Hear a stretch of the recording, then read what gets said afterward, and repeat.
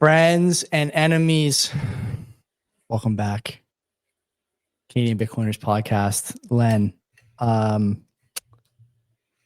any news today? Anything worth talking about over the last few days? Going to be a slow show. What do you think? Thanks for tuning in. It's been a great show. We'll catch you next week. Maybe there'll be something worthy of discussion within the next 7 days. But last 7 days, absolutely nothing. It's been pretty slow and dry.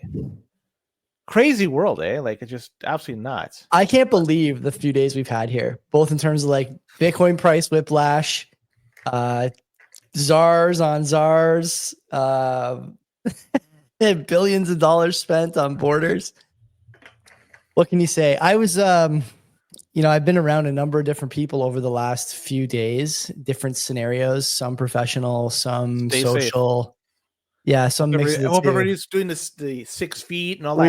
We are not, obviously, but I've been sort of listening to the things people say in these circles, and Len, broadly still in normie circles, and these are like bright normies, not just like pure normies. They're like, somewhere in between the Reddit crowd and the people still wearing masks for sure. Whoa, wait.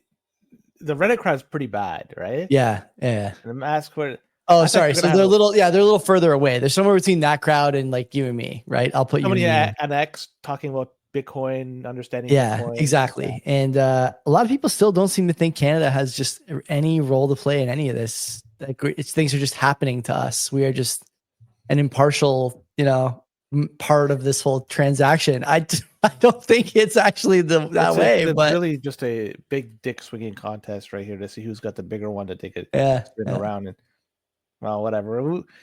It's delayed for 30 days for us and for the people down in Mexico as well. So interesting times.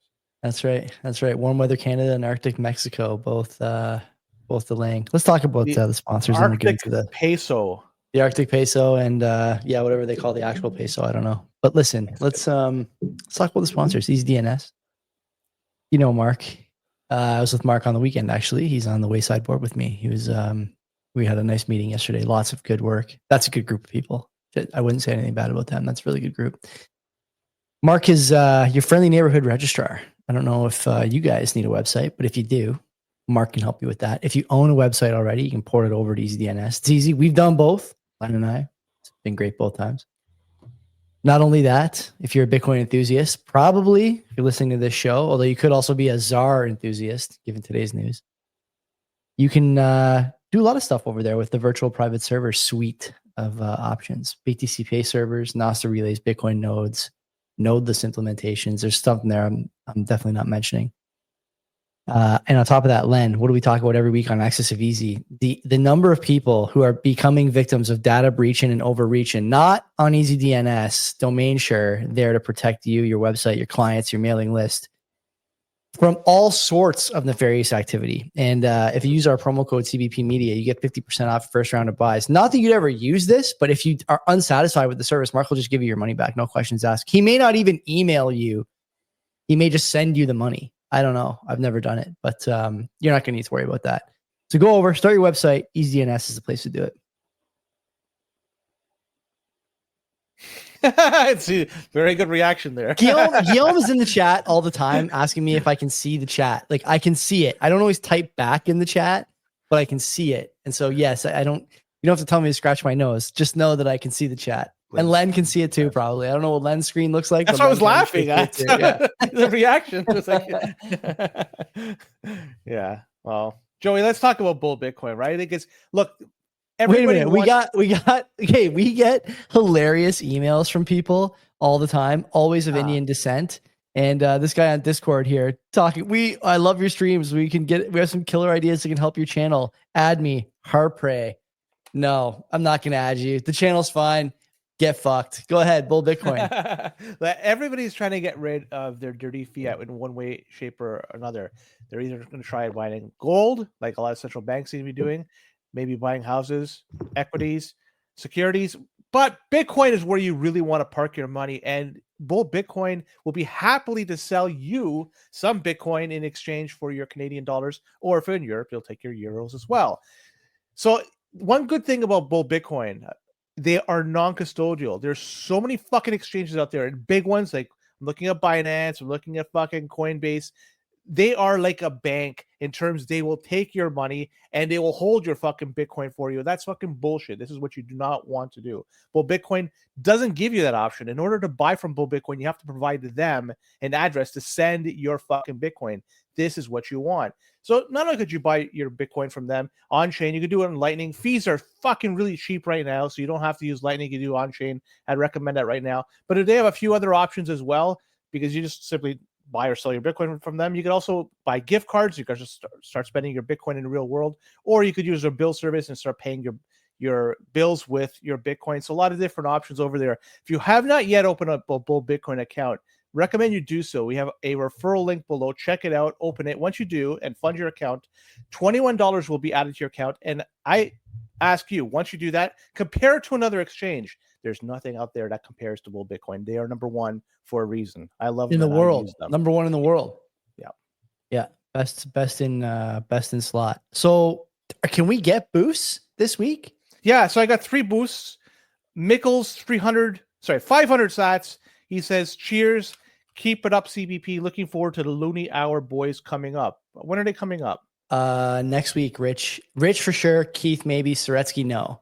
So in fairness, I didn't ask Steve. I like Steve, but it's not the speed of the show, really. I want to talk more about financial markets, not necessarily the real estate slant. Important if you're Canadian thinking about investing, but not really if you're a Bitcoiner. So I didn't ask Steve, but we like Steve all the same. He's been on the show, friend of the show. No problem with Steve at all. And Mo BTC Dick 500 sats. The sentiment on medium of exchange seems so bleak to most plebs. Even Bitcoin communities will tell me it's irrelevant.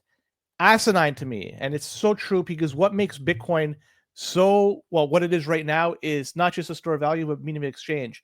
And without the medium of exchange, you're only just solving half of the equation.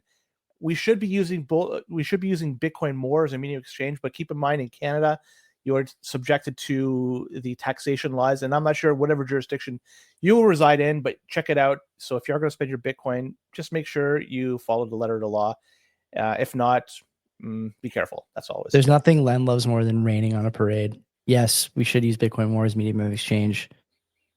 No, I'm just not going to tell people for spending it without giving. I have no other comments on. I have no other comments on that. Yeah, nothing else. Zordon. I'm not sure how many. Zordon, Power Rangers, Zordon. Nice callback. Oh fuck! My sister watched Power Rangers. That is a good callback. I like that. Okay, I think it's 1,000 sats, and he says another great interview by CBP, and this is for the Phil Bach. Phil Bach. That interview. So he seems to like it. So thank you. Yeah, super nice guy, man. He was the managing director of the New York Stock Exchange for 6 years in the 2010s. So you can imagine the story that guy has. And I was doing dry January until Phil tweeted about half an hour before the show that he was going to have a whiskey on the podcast. So I thought, man, it's not every day you get to have an hour with a guy like that. I may as well pour myself a glass of red wine. I did. I'm glad I did. It was a great conversation. And he's the guy, Len, by the way, didn't want to talk markets, wanted to talk life and like all the culture and stuff. And he's got an interesting story. He had a brain tumor years ago, removed, is fine now. And it just like gave him this, like snapped him out of whatever corpo life he was in. He started doing his own thing and not caring as much about what other people think. And he'll tell you he's a lot better for it. I really enjoyed talking to Phil. And I asked him after the show if we could add him to the stable of co-hosts from one of us is away. And he agreed. He graciously agreed. So another high quality CBP friend of the podcast for sure. It goes to show you in reality, what's most important to us in life really isn't most important to us until you go through a scare like that. It changes your perspective on things. And I hope that nobody has to go through something like that. But if one does, you change your life, for sure how you look at things. Yeah, for sure. But yeah, it's who's coming up this week in terms of tomorrow night. I have John Rubino, Dollar Collapse, who's actually a friend of Mark's. So I've been subscribed to John's Substack for a long time. It's a free subscription if you guys are looking for content that at the very least I'd say is Bitcoin adjacent, but is also very good in terms of writing style and broader content. It's a strong Substack letter, not too long, and doesn't get released every single day, which sometimes I find annoying. It's pretty good.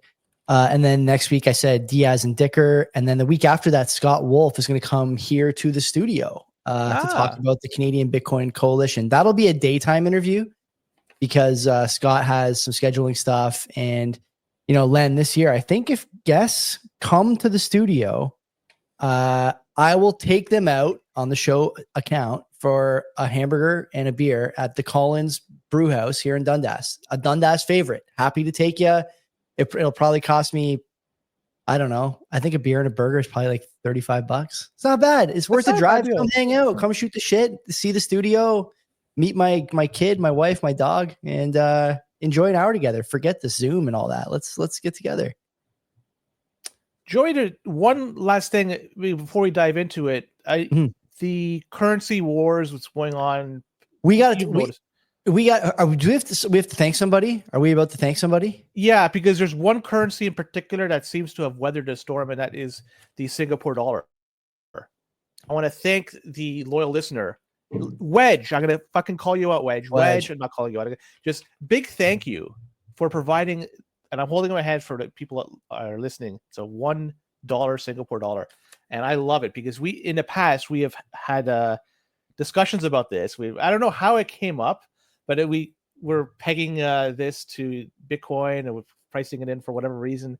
It's kind of a meme currency for us, even though it's a very powerful currency in the world comparative to a lot of other ones. That's a callback to when we were doing this like 2-3 years ago, right? The Singapore dollar update. It was like, yes. And I want to, so he wrote a very nice note. I would show it to the screen, but it does show something at the top, so I don't want to dox him.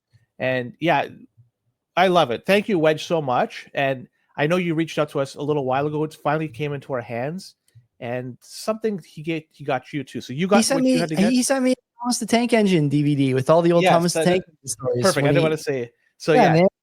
Listen, we have a ton of love for our listeners, and a lot of you guys, like I've met in real life. I shouldn't say a lot of you, but a bunch of you I've met in real life and gotten to know you a little bit. And Wedge is one of them. That's a true G, you know, as the kids would say. Sending me something like that. Those DVDs, Len, as you know, I'm sure, probably getting harder and harder to find. So you have to watch the Disney Plus, bleached version these days of everything you watched when you were a kid. Instead, you know, guys like Wedge keep the stories flowing. So if he doesn't want it back, I'll hang on to it and I'll pass it along to someone when the time is right and keep pay it forward. Right. That's the whole story. That's it for me. For all the things I gotta check off my list of things to do. If you have anything else, this is the time, Joey. Let's bang him out here. Where do you want to start? What a week. Okay, we'll do the tariff shit at the end, I think. Okay. Because let's start with the Bitcoin stuff. I mean, we always start with the Bitcoin stuff. Exactly. So. This is people coming in, right? So, and we'll talk about something we mentioned a couple of weeks ago, which was the Czech Republic, their central bank, about Bitcoin, right? So there's some development on that front in the past few days. And so they were talking about the idea of buying Bitcoin and adding it to the reserves. Well, the central bank's board, they approved the process to analyze this option. Now, okay, that's a small step, but it's a step in the right direction. Does this mean they're going to buy Bitcoin right away? No. It's just at least one hurdle that's been jumped. It also doesn't mean they have to buy Bitcoin as well. It could also mean they want to buy gold because they're just looking to see what else they could add to their balance sheet, because who the fuck knows what's going to happen in the future. They may buy Bitcoin, but at least it's a topic of discussion. One thing that is notable, that the Czech Republic, although part of the EU, they have not adopted the euro. They still use their own native currency. It's CZK is the acronym for it. So if you look at their reserves, the CZK, I took a look at what they've hold, their treasury, in fact, and from the Central Bank of the Czech Republic. And they hold a fair number of bonds. They own a lot of equities and securities and investments and shares of units for like a few other things. But what I don't see in the thing, they don't own any gold, at least from what I can see right here. Right. So they lack gold, and certainly they lack Bitcoin. I think they're going to see what's going on in the world, and they're going to see other central banks out there, they're stockpiling gold, and they're probably going to go on that bandwagon as well. But I don't think they're going to just simply overlook the Bitcoin thing. I have a feeling they might stockpile a little bit, just small bit, and add it to the balance sheet. And because this is all public information, if it's going to be added, it's going to eventually be known. Mm-hmm. And to see a European country, a country that is in the EU, and we'll talk about Lagarde in just a moment. if they buy Bitcoin, this is going to be a monumental moment.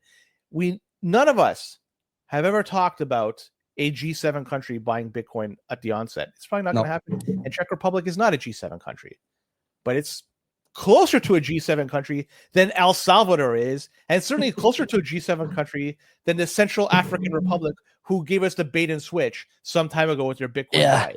Yeah. Well, at least their Bitcoin adoption. So I just wanted to bring it out there. Interesting story. Doesn't mean they're going to buy, but they have approved the analysis of moving forward with buying shit like Bitcoin. Very interesting. It is interesting. Do you, so we talked a bit about the reserves, I think 2 weeks ago, a week ago. You're right. It's a good callback by you to bring that up again. The standard sort of central bank set of reserves is always SDRs, foreign currency, specifically USD, some of your own currency, debt instruments. And of course, yeah, you got to have your one Singapore dollar framed in every central bank vault. There's something there, plus probably precious metals, plus probably some other stuff that we're not thinking about, including real estate and other things. Like, for example, here, the government owns a bunch of land. US is the same thing. I'm sure European countries are going down that same road, including the Czech Republic. Do you think that, so we could talk about this in the same sort of context or through the same lens that we talk about the US doing their strategic crypto reserve, right? Do you think that these guys are all thinking about this now because Trump got in? Do you think he was the catalyst for this? Or do you think that this would have happened regardless of Trump's win in November? I think it has to do with probably other central banks that are probably okay. Talk to me. Tell me why. Because I would take the opposite view. I would say that Trump talking about it was maybe even the summer was the last thing some of these countries needed to really go over. And they're not over the edge yet, but to head toward the edge in terms of buying and holding. Well, what's driving up the price of gold? What do you think it is? It's retail? I think it's nation states. Yeah, I think it's nation states. Okay, then if somebody like sitting in a basement could figure this out, like, why couldn't the central bank? And so if they're going to do, they'll probably do tit for tat. If somebody's doing it, they're going to just do the same as well. Well, the reason Bitcoin, but Bitcoin, see, it's not that easy, right? Bitcoin, if you buy Bitcoin, you are attacking the treasury market, attacking your own sovereign debt, and attacking your own gold holdings. So like you really are, you're demonetizing other stuff. You're changing, you're not just betting on a second horse, you're killing the other horses you have money on. And like that's dead money, right? And as soon as you start to sell those assets for Bitcoin, or as soon as the market thinks you're going to do that, it starts the price move, right? And so there's going to be a significant reward for the first actor if the price hangs on and moves. But if it doesn't, then that reward is not, it's not going to be what you thought it was, right? There is no Valhalla for that first actor. You may, as the saying goes, right? It's not oftentimes the person who holds the knife who ends up taking the throne. And so, this first country to add is not, I don't think, going to be the one to benefit, unless that country is the United States. Then, all bets are off. But if it's another country, I just don't see it becoming a huge deal. We've already seen it in El Salvador. Like, what happened? They are back in bed with the IMF 3 years later. So how did that go for them? I would argue not so well.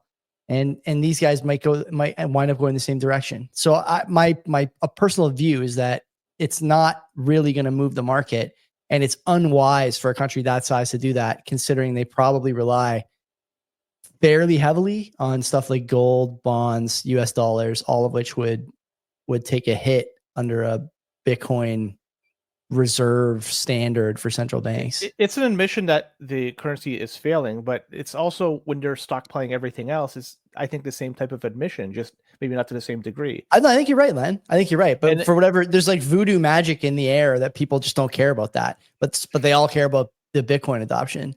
I think that if the Czech central bank does buy Bitcoin, even a modest amount, I think it's an earth-shaking move with respect to Bitcoin. How big is that central bank in terms of the others? Do you know? No. I'll look it up. Keep talking. No, and I think it's big enough that it's going to move markets. And then if you have one buying in and publicly announcing it, there could be some out there that have done it without publicly announcing it. But to do it, buy Bitcoin and announce it, it's also going to be who's next at that point. And it's just going to be a race for every one of them to add some Bitcoin to their balance sheet. Look, I'm not trying to advocate for this. I'm not trying to say this is a good thing. No, I know. It just is a thing. Anybody could buy Bitcoin. Anybody could sell Bitcoin. You can do whatever the fuck you want with Bitcoin. But in terms of the prosperity and wealth of the nation and the citizens that live there, it only makes sense for them to buy something like Bitcoin, to trade in a currency which is devaluing against everything else that's a hard asset. The CZK, whatever fuck, CZK asset. I'm fairly. I didn't look at how well it's doing in the past few years, but I could just guarantee it's not doing very well against gold, against houses, against fucking Bitcoin as well. So it makes sense to trade it today rather than tomorrow. Yeah, they looks like they're ranked somewhere between 100 and 150, depending on what set of assets you look at. But if they start selling like Yarmer Yager jerseys, yeah, fine. I guess yeah. They have a strategic Yager rookie card reserve over there, probably Yager and Hasek. 52 years old, and he's still fucking potting. He scored a goal. I was talking to Mike, my brother-in-law, yesterday during the Avalanche game about Solani as like the sort of the premier goal scorer of all time. I think anyone who says it's not Solani is just out of their mind. Premier, like top tier, like the best goal scorer of all time. He's really good, but not the best. Who do you put in front of him? Doesn't Solani have like an 80 goal season? His rookie year was 70 something, and I think that was his peak in terms of output for goals, which it's phenomenal for a rookie season. But Gretzky scored 92. He scored 92 in one season. He scored 39 in 50 games.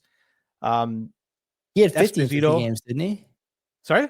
I thought Gretzky had 50 and 39 games. Sorry, 50 and 39 games. Esposito's another one. Rocket Richard. Fucking Ovechkin, who's going to break. I like Ovechkin too. I think Ovechkin's like the most well-rounded offensive goal scoring talent we've ever seen. Gretzky is up there. Of course, Gretzky. But Gretzky is like, they think Gretzky could play. This is a dumb argument. I hate making this argument. Gretzky could play today. It's hard to say. When he played with his peers, he was the best. Yeah. Or you could make an argument for Lemieux. But that's basically it. And they were just light years. He's the only player to have gotten 200 points. He did it twice in his career. A lot of Ovechkin support in the chat here. There may be a lot of you can take away all the Mike Bossy.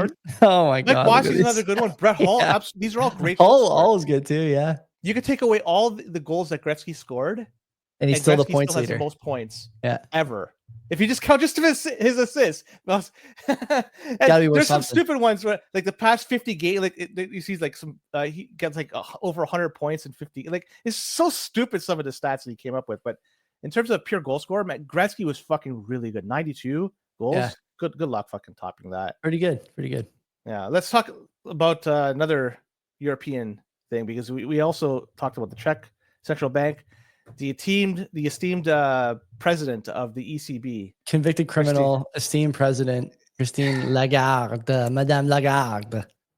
She's going to be around for a little while. I took a look. Her tenure ends November 2027, so we have her for another 2.5 years if they don't extend her and she lasts a full term. And she came out this week because there was talk about the Central Bank of Czech Republic doing this. She gave us a soundbite for us Bitcoiners, saying that she's confident that Bitcoin won't enter the reserves in the EU.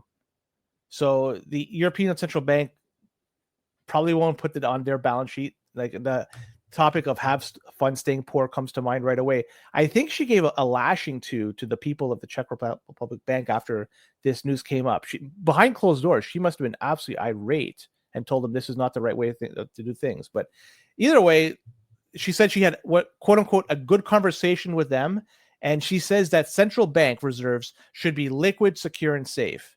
Now, I don't know about you, but Bitcoin certainly covers all three: liquid, secure, and safe, right? Like, you control your keys. It's not going anywhere. You could easily fucking transact with it. It's fungible.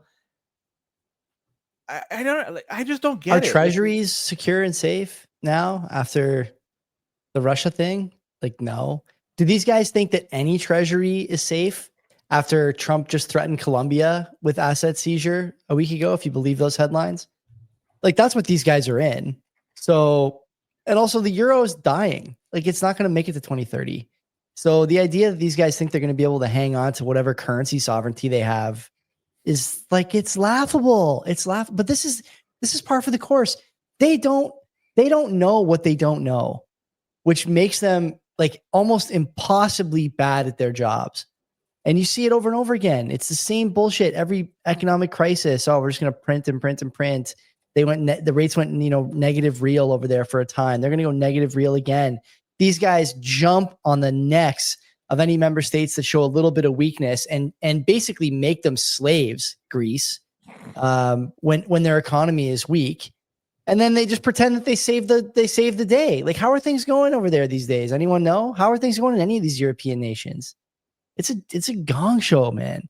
And Lagarde is just like, the scarved bandit, Skeletor, on the mic all the time. We talked on this show like a year ago or a year and a half ago about that soundbite about Bitcoin, that we have to, like, the European Union and other governments have to be aligned and make sure that there's no escape from the tax regime. And from, and the tax regime vis-a-vis debasement, I would argue, but she didn't say that. And say, like, look, if there's an open door, people are going to use it. We have to make sure there's no open doors. These are the people that are running the monetary policy for the world's, second largest central bank, I guess. I don't know what the Bank of China looks like, but it's top 5. And they have 500 million people over there. I have no idea. A bunch, though. It's the most important landmass in the world, probably, because there's just so much potential for hot war. There's basically no water anywhere over there. It's hard for me to imagine a place I'd rather be in, a currency I'd rather hold less than the euro and the Eurozone in Europe. And like, it shows every time you look over there, it's another dumpster fire. And by the way, all based on Germany. That's what drives that. Yeah, exactly. But as I was about to say, by the way, if Germany ever elects a Trump light type government, the European Union dies overnight. That's really all it takes. Never mind waiting for the euro to collapse on its own against other currencies, or for Bitcoin to proliferate to the point where people in Europe are using it. It'll die on its own if they elect, the AfD, alternative for Germany, right? I'm pretty sure. Or alternative for Deutschland, I suppose. There's growing talk about having Canada join the EU sphere somehow. By who? That's retarded. I don't know how that would even work. This is the kind of shit that just, I look at it and I just laugh. Like, we are so deluded and stupid in this country in so many ways. And we, by the way, I tweeted today too, like, I'm a proud Canadian. It may not seem like it all the time, but I really do love the country. I grew up here, and I don't think I would have had the same opportunities that have been afforded to me if I'd grown up anywhere else. I mean that.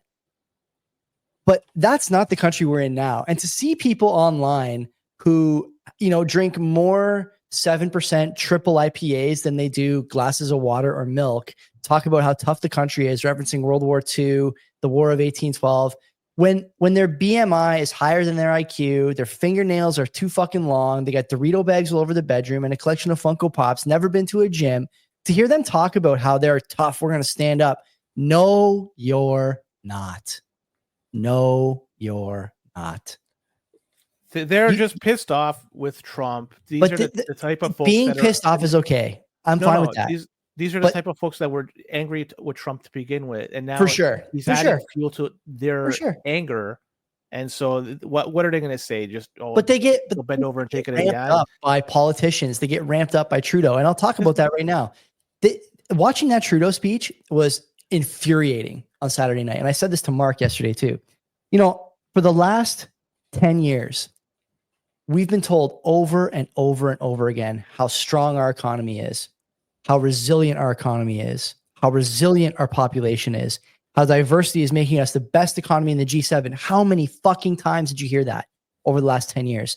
At the same time, the same government, led by the same man, demonized the history of this country, encouraged the teardown of statues, encouraged the destruction of national identity, encouraged the division of the population. Now this guy stands in front of the press on a Saturday night and says, we have to be proud of our history, all the things we've achieved together. We have to visit our glorious, unbelievably nice and full of rich heritage, national parks and national monuments, instead of going to the United States.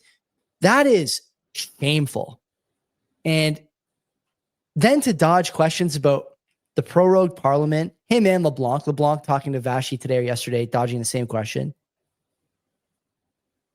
His peers trying to put the knife in his back every time they get in front of a camera. And the admission by the PM that Donald Trump hadn't returned a call since inauguration while all this was going on. This is anything but a strong country. And if you had to pick, I know you say this all the time, but I really don't think you could make a case for this being a top 5 country in the world to live in, top 10 country in the world to live in. And yesterday and Saturday really spelled it out for me. And today spelled it out for me. After all that talk, buy Canadian, everyone putting out lists and boycotting and this and that. And all this talk about we're going to stand up to the bully. It didn't look like you were standing up at 4 p.m. when you bent to every single demand that the president made after riling up the population for 48 hours. Did that look like standing up to anyone? This is we're going to talk about it now because we kind of just diverted right into this. And I'm not sure like which direction of the show we go. And then we kind of go double. Whatever. We'll don't have to talk about it. We'll come back to it. We'll get the full rundown. We'll talk about the tariffs after. But let's just keep going in Bitcoin shit. All right. So we can stay on the central bank stuff because that's where we left off before we went on a tangent. The Central Bank of Norway, their investment arm, the NBIM, it was revealed this past week that they own $500 million of MSTR shares. Yep. You must be very happy to hear that, Joe. It doesn't really matter to me. Like I said, I wish I still had all my MSTR, but I peeled some off. The thing I would note is that everyone is going to have MSTR because they're in the queues now. So not everybody. You can't say that shit because I have none of that fucking stuff. Do you have a pension? I don't directly own it. Your pension is in it. So whether you think you're in it, you don't think you're in it, you're in it. I didn't actively do it. Everybody is in it. My money when I get my Singapore dollar. You didn't do the clicking. I get it. I go to Bull Bitcoin and I say, I want fucking Bitcoin, buddy. I don't want to put this in the market and let it work. I want. You didn't buy the stock. I get it. You are going to benefit from MSTR down the road too. Just like everyone else. Fuck the MSTR. I want Bitcoin. Do whatever you want. When they're paying it, send me your money. Send me the MSTR share, like 30 cents every week or whatever. Share. Well, anyways, so they have indirect exposure to Bitcoin as a result of this. But it's not just this, Joey. Doing a little bit of digging, they've had indirect exposure to Bitcoin for 5 years, give or take, since 2020. They own shares in Block. This has been reduced lately because they've had more shares in the past and they've been slowly dwindling this down, but they had shares in Block. They also have some shares in Tesla. Now, Tesla, let's be honest, they have some Bitcoin that's not driving up the price of this stock. Yep. But there's one other thing they own. It's shares of Riot, the Bitcoin mining company. Wow. They also own shares of Metaplanet, the Bitcoin buying company. I have no idea what the fuck Metaplanet is. See, that's got to be recent, right? That's got to be recent. Yeah. So this is interesting that they are actively trying to gain exposure, but the one thing they're not doing is fucking buying Bitcoin, right? Like, what the fuck are you buying these equities for when you can get robbed doing it? Just fucking buy the Bitcoin and add it, and fuck the rest. You take away all the garbage that could happen with MSTR. The guy could say something terrible about anything, and then it's going to tank the stock. Yeah. Riot, there could be terrible weather going on in Texas, and it could impact Riot's ability to mine Bitcoin, tank the stock. Metaplanet, again, I have no idea what the fuck they do except for buying Bitcoin these days, but right, like, just take all these fucking risks out of the equation, buy Bitcoin and add it. So, like, interesting that they're doing this. They're adding to their Bitcoin exposure, so to speak. But fucking buy Bitcoin, man. And now that Bull Bitcoin is in Europe, there's no fucking reason why they shouldn't do it. Just fucking open a user referral code if you can.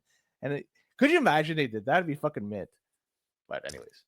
You are nothing if not consistent in your views. So I do appreciate that. Though I will say that there's probably a lot of rules. Like, we always say this, like, I'm repeating myself for frequent listeners, but there's a lot of rules around what you can and can't buy, can and can't hold, and how you can or cannot hold it in any type of shared asset portfolio. So naturally, this is probably the only way they can get exposure. And by the way, it's also possible then that they like that volatility for some reason in MSTR as opposed to spot. Who knows, right? The strategies that these guys are employing, I have no idea what they could be, but the MSTR moves differently than spot Bitcoin, and that could be to the benefit of to the pension, or not the pension, but to the holders and stakeholders of that stock portfolio. So I don't know. You know, to me, it's like you could do either one. Like there's obviously a case to be made to holding Bitcoin, especially if you hold MSTR, Semler, Block, all this other stuff. But Semler, yeah, another one. Yeah, Semler's a big one. Semler's a big one for them to hold that. What the hell did they do against Semler? Is it a health? I don't know, but they're just using Bitcoin. It's a Bitcoin treasury asset, right? So they're doing issues. I shouldn't say issues, issuances as well, like MSTR is. But it's like a science and tech company. I'm pretty sure. Probably makes like medical materials or something. I don't know. Let me look it up. It's something like that. Yeah, the ones that I know for sure, like tahinis, you could buy your shawarmas over there, and they fucking hold corn. Right, like there's Semler makes hardware that treat and diagnose chronic diseases. There you go. Brains, you know Brains. A lot of people sure do. Brains. Shout out to former Brains employee Gandalf. Yeah, and they've decided this past week to open source their Bitcoin mining control board, and this board is used to hook up to the Bitmain S19 series ASICs, and also the mini miner that Brains has released not too long ago. This is the BCB100 board. And so they have decided to open source the hardware design, which means anybody out there could look at the schematics, build it yourself, and do whatever you want. Improve on it, your choice. So it's a bold step for them, because open sourcing it means that they no longer have total control over it. But again, this is the way the community likes to do things. They like to have control over stuff. They like to see things. They make sure there's nothing going on behind the scenes. And also it gives the ability, as I mentioned, to improve on things. When things are open source, somebody could come in and make an improvement. So I like this. Good move on Brains. I don't plan to buy any of these devices. I have a BitAxe, it's right here, in fact. So like it's not going to impact me whatsoever, but I think it's a cool move on their part. Does it mean that they have something else coming down the pipe, that when they open source a significant piece of their product line like this? That's the first thing I think. Significant piece of the product line. Well, it's mining is. Yeah, but like for them to open source it, maybe they're coming up with something new that they're not going to be open sourcing. Maybe. I don't know. It's good. Listen, I'm fine with it either way. I'm not a mining enthusiast or anything like that, so I don't have much to say about this, except that to me, if I was doing open sourcing, it would be because it was about to be completely unimportant to me, the stuff that I was putting out there. Because now it's out of your hands, like you said. You know, everyone can do whatever they want with it. Strong move, though. They could have just, whatever. What is the name for it? Mothballed it and not open sourced it, right? No, this got a little bit of press not too long ago when they released it. So the mothball and just, I don't know. It seems like a good move. It got them some free publicity from all this. So who knows? Maybe it's going to be a benefit to them in the end. Yeah. You heard of NDAX before? Of course. Yeah. So for people who aren't aware, they're an exchange in Canada. Medium-sized exchange. I'm not sure. I would say so. Yeah, they're not ShakePay, but they're also a little bigger than I don't know, Newton probably. Actually, Newton might be about the same size. Newton's pretty big. I would say on par. Anyways, NDAX exchange may have been subjected to a data breach. So if you have an account with NDAX, be careful, because users on Bitcoin CA subreddit and also the NDAX subreddit. It's a couple places, yeah. They're saying that people have been receiving emails, and it's like, quote, "Your Ledger device needs attention. Security update required," end quote. And this isn't coming from Ledger. It was a phishing attempt. Now, people might say, oh, this is coming from maybe Ledger phishing and all.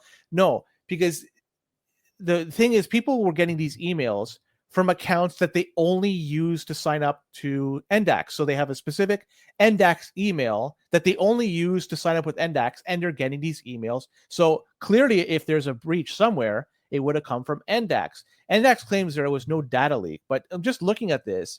It just screams to me that something was done that was wrong. So what I'm trying to say is, when you do pick an exchange wisely, because you're giving up your information. You're going to scan, at least here in Canada, you have to scan some identification and provide this information to them. Imagine this ends up in the wrong people's hands, what they could do with that information. So NDAX, seems to me that there's a breach here, and some people had their information leaked. What was leaked? At least the email address, maybe more. Who the fuck knows? NDAX isn't talking about it. I'll note here as well. I didn't look. I did look at the stories, but I didn't look to see if you had the Coinbase data breach story in here. Do you? I don't have that. I didn't hear about this Coinbase. Was it today? So it's relatively recent. I think I saw it today from Zach XBT, and I'll bring it up in the same context because Coinbase is not saying anything about this either. They had a data breach some time ago, the same way Endax did, and Coinbase is losing something in the neighborhood of $10 to $15 million of user funds every month. Users are getting socially engineered and scammed out of Coinbase money. And they're doing this with spoofed emails, spoofed addresses, spoofed everything. Phone calls, so like the phone numbers are out there for people who are using Coinbase. Endax is probably in a similar boat. Wouldn't be surprising if they lost that data, right? You mentioned emails, probably phone numbers in there too. And, there's like a couple of things you can do to make sure that you don't get got by these things. The first thing is obvious, use Bull Bitcoin. There's no bullshit at Bull. It's not custodial. They can call, Guillaume can get a phone call from someone trying to scam him over at the Bull Bitcoin help desk. And even if he's like asleep at the wheel or high on mushrooms or something, it's still not going to happen because he doesn't have your Bitcoin. It's never going to happen. Number one. Number two, these exchanges never call you. They make this clear everywhere in all the help documents, all the FAQs, all the support emails, all the support DMs, all the support Twitter accounts. It's all the same message. We'll never call you. We're never going to ask you for your addresses. We're never going to ask you for your keys. We're never going to ask you. And so when I hear this, what it tells me is that we are getting new adoption in Bitcoin for sure. A lot of people are coming into Bitcoin for the first time and they're not paying attention, Len. They don't know what they're looking at. They don't know what they're doing. They're making mistakes that, a rookie would make. And it's costing them money, which sucks. What sucks even more is that Endax is not saying anything about it. And I think that's, again, not to draw on the Axis of Easy podcast, but what do we say all the time? If you get suckered into this, you have no one to blame but yourself. There's only so much these services can do to protect you. There's only so much that your email can filter to spam or your phone can block. You at some point have to have some common sense. And if you don't, then ultimately it's on you to protect yourself. Too bad. So sad. Welcome to Bitcoin. This is the way things go sometimes. They'll give the 1-year credit monitoring service if they do admit. Oh God, I know. Exactly. Yeah. So the mempool, and everybody's knows, people are checking them out. You'll notice something interesting has happened this past week. It's been depleted. There's transactions. Empty. Crazy. Yeah. It's very odd that this is happening because if I look at the level of interest that's happening in Bitcoin, I would say it's an all-time high. The amount of people that are interested in Bitcoin are more interested in Bitcoin or interested in the price of Bitcoin, right? One of those things is going to add to the mempools. The other one is not. I think that if you're interested in the price, eventually you'll be interested in buying it, and then that could add to the mempool. But maybe the fact that we've had all this transpire, we've had in the past 12 hours, 24 hours, the price went from 105 to 91, now to 101 according to your block clock. People are buying and selling Bitcoin. Mm-hmm. But still, the mempool is still relatively empty. If I look at it right now, it just seems very odd that it's like that. Now, I don't think this is going to last forever. Layer 1 does not have the ability to capture all 8 billion people and transact, and it just doesn't have. It's not possible. So what I'm trying to get at is when it comes to UTXO management, now is the right time to execute a plan to make sure you don't have haphazard UTXOs.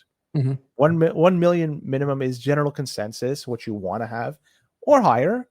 You can't go wrong with going higher, but lower certainly could be problematic in the future, especially when fees get higher. So I just find it curious that with all this price action, all these people looking at Bitcoin, all these people presumably buying Bitcoin, and some selling, it looks like, yeah, still the mempool is still empty. And I'm wondering why that's the case, Joey. It's got to be some people, instead of buying Bitcoin, they're buying something else that's not Bitcoin that is tied to their price, like MSTR, like Assembler, like the ETFs, yeah, all this shit. Okay, and they could consolidate their stuff. They could batch it, do one transaction, so if a bunch of individual ones just do one, and then it just it makes it more efficient when you're trying to do it. But still, it ain't Bitcoin, right? It's not fucking Bitcoin. So let me tell you, I just find it very interesting that it's fucking empty, this mempool. Why is it? This is the thing that I think people don't realize Okay. You actually would expect to see this as more people understand what Bitcoin is and what it's worth. Because you just are not going to have people selling, moving, or touching Bitcoin once they've been around for a cycle and seen this thing go from 20,000 to 100,000. They're not going to move it. They're not going to touch it. How many times do you and me talk about, securing Bitcoin is really just making sure you can deposit easily and that it's almost impossible to send the transaction out once it's there. That's the whole thing about securing Bitcoin. And so when people realize this, they take the same action. Naturally, that's going to cut demand for block space. That's number one. Number two, in the future, this is only going to intensify and accelerate, I think, because people will not use their Bitcoin as a medium of exchange. They will use it as a medium of collateral. And so that's going to be something that's going to affect block space demand as well. And it's one of the reasons why I think we were lucky we won the block size war and kept the block size low. But at some point, I think there's going to be another conversation to be had about security budget, fees, miners, all this stuff. If in fact you don't have to move your Bitcoin at the same level that you did a year or two ago, and if it doesn't become the high velocity medium of exchange that maybe we thought it might be 5 years ago, 10 years ago. But to be honest with you, that use case, it hasn't really materialized in a lot of places. And by the way, it's also being we're working actively on making sure it doesn't ever become a use case on layer one, which is a whole other problem. So I don't know why we would expect this not to be the case as things advance. As people realize what it's worth, they don't want to move it. They'd rather use this collateral. They're using layer twos. We asked for this. And there's going to be an issue with this in the future. And the people who want stuff like tail emissions or seizing lost coins to pay miners or keep the block subsidy going, whatever. All those people are fucking out to lunch. Fuck them all. Right okay, away. So what's the plan then? If demand keeps going down for block space, where are the fees coming from? It will have to be decided in the future, and maybe you just have too many miners out there. Maybe you just have to scale back the amount of miners. Eventually, what you're going to get per block is going to be very, very low, and you'd hope that the price of Bitcoin would compensate that. Yeah. So it just would work out in the end. But then you have the problem of how much hardware, how much hash is on the network. That's another issue then, right? The problems, you're playing whack-a-mole, I think a little bit at least. I could tell you I'm not, and I could suspect you're not in it to make money with our little bit access. No, they're not. They're not putting in but if you have enough of these people that think, I just want to plug it in and help the network. We're not publicly traded. We have no shareholders to deal with. We have no investors to deal with. We're just plugging. Maybe that is where mining should be moving towards in the future. Rather than having these large farms that are owned by companies, it's decentralized. I agree. Everybody's doing it with no fucking incentive aside from I just want to help the network. And if you get rewarded, great. If not, no fucking skin off my back. But one thing you overlook, though, there is a lot of Bitcoin that's being transacted as a medium of exchange. Zaps are being done at a phenomenal rate. Yeah. Lightning does work. Lightning for sure. Yeah. It doesn't scale out in its current form to all 8 billion people too. Just like layer one, Lightning has its limitations. But what we're doing right now, if you go on Nostra and you start sending stuff, then some nice post, or you get zapped, and these zaps are happening all the fucking time. So rather than them taking place on layer one, it's taking place in Lightning, and Lightning is working in that sense. So people are transacting with Bitcoin, maybe not buying shit, but at least they're sending zaps. And to me, that is a medium of exchange. You're buying or paying somebody for their ideas and their post, and that's being done. You're not wrong about that, but how does it contribute to block demand? Block space demand. It doesn't have to always be there. Again, like I mentioned, it could move over to layer two to Lightning. As more people adopt Bitcoin, the amount of space it's going to be chewed up. It's right now. I don't know what the number is, what it could accommodate in terms of how many people. We haven't yet crossed that threshold. When you say accommodate, think about what you mean by that. Because when I hear it, I know what I think. I think accommodate means cheap transactions available for everybody, and to me that means no demand for block space. Certainly not expensive demand. So where does the fee structure come back? If you want to buy Bitcoin and add it to your quote unquote wallet, yeah, that's a transaction. Yeah. So if you do that, I do that, and all 8 billion people do that, is there enough block space to do that within? No. You have to Not you have with to the pay current, not with the current set of tech. No, but I mean, Correct. assuming that we continue to improve the tech under the like the is tech, what they're talking the tech about so far has only moved in one direction, and it's been get layer 2 more open, make layer 2 cheaper. Neither of those is good for the security budget. So are we going to send the tech the other way? We got to make it more expensive. You're still going to have to buy on layer 1 right now. I don't know of a way just simply buying to Lightning. I don't know where to send my Singapore dollar aside from like bull Bitcoin, but for the most part, people are buying layer 1 shit and putting it in a wallet and leaving it like that. Yeah. No so doubt. when people start doing that and start leaving it as, in that case, a store of value, there's not enough block space available to accommodate everybody to do that one buy every 2 years and put in a block space. There's not enough out there. So something has to be done. All I know is Lightning is working in terms of taking the pressure off layer 1. But I think even ETFs and fucking MSTR and stuff like that, people are I want to buy Bitcoin. Oh, here's an easy way to do it. I can go to my brokerage. For sure. Once that disappears, once people fucking realize, once the rugging happens and people like, what else could I do? Then you're going to see block space get chewed up quite a bit. It's the not day just that we have a real rug pictures on or whatever fucking else. These ordinals, that was a fucking joke. It sucked for that brief period of time. Yeah. But we discussed it. It was never going to be infinite because you had to pay hard money in order to maintain that. So you couldn't do it. So yeah, okay, fair enough. That's the only thing, like, I would just continue to ask people who think that we need cheaper layer 1 space or whatever, like more accessible, accommodating layer 1 space. Is accessible and accommodating going to allow for the security budget to maintain network security? That's the big question. It continues to be to me anyway, the only question that actually matters. It is the only thing that Bitcoiners need to worry about now. Everything else is taken care of. If Mempool fills up, that takes care of the security budget, right? Because for sure. So over time, I'm of the opinion that the block space is scarce. It won't be like this now. You won't have 100% access to it, a 1 sat per V byte for transactions. This is something that's going to disappear sometime in the future. When? I don't know. But this is not going to last forever. Just like the ordinals fucking plugging things up is not going to last forever. Just different rationales. For one, you had to pay for plugging up the network ordinals. This one, I think there's just not enough people that want to buy in yet.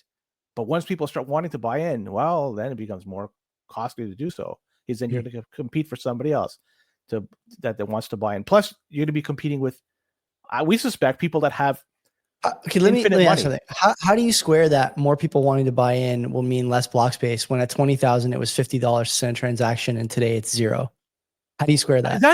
That's interesting. Like, so what's causing it to be so cheap right now? Like, I think the theory is that ETFs are taking away some of that shit, like MSTR, shit like Semler, and to a lesser degree, even Lightning.